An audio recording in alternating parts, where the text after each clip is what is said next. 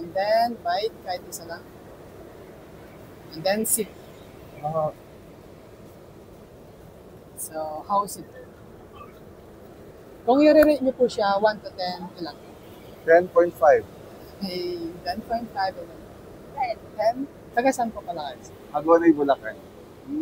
First time po ba dito sa LUR madalas? Ako visit? first time ko po. Ewan ko po yung mga kasama ko. First love mo ba yung pagbabarista? Kasi nagbabarista rin ako sa trabaho. Yes sir, first work. Pwede ba mag-ano? Sabihin ko sana. Yes, yes. Sa Lola Nenas. Ayun yung ano? Yung may shop tostado, pichi-pichi, triple cheese donut. Yes, sir. Grabe, nakikita lang kita sa TikTok. Tapos Ikaw na yung sinuserve. makikita na tayo.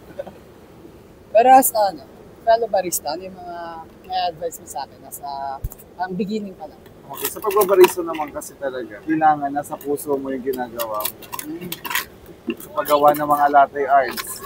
Artista na ako.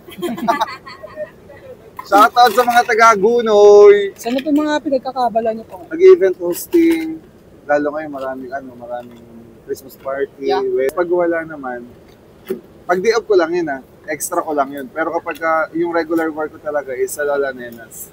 Pasyalan nyo po si Lola Nenas, marami po siyang branch sa buong Pilipinas po. Pasyalan niyo sila guys.